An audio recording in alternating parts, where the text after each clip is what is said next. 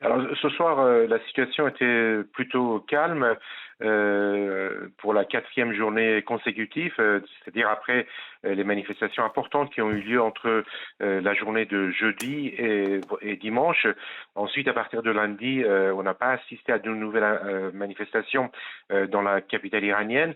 Toutefois, ce soir, des membres des forces anti-émeutes en moto étaient stationnés le long de plusieurs avenues de Téhéran par groupe de 10, de 15 ou 20 pour empêcher toute tentative de manifestation.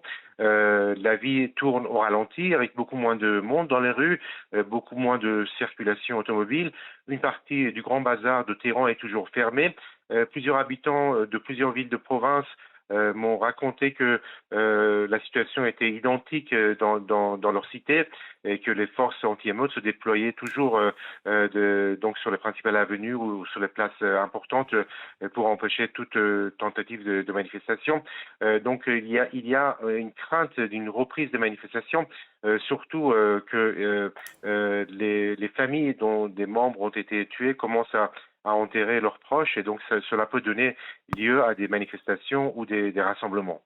Siavosh, les manifestants, justement, sont-ils toujours dans le collimateur du régime? Absolument, il y a les médias iraniens, les médias officiels annoncent tous les jours de nombreuses arrestations à Téhéran, mais aussi dans les villes de province. Ces personnes arrêtées sont souvent qualifiées de membres de groupes terroristes ou d'émeutiers.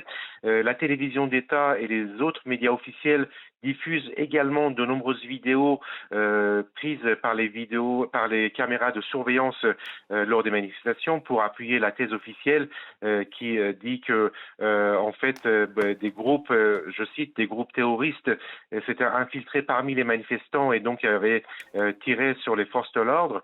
Il y a de nombreuses vidéos qui sont donc diffusées par les médias officiels. Et puis, la télévision d'État a affirmé aujourd'hui que lors des différentes manifestations, en particulier entre la journée de jeudi et dimanche, au moins 250 mosquées ou lieux religieux avaient été attaqués et endommagés à travers le pays, un chiffre très important, alors que la très grande majorité de la population est donc est constituée de musulmans chiites.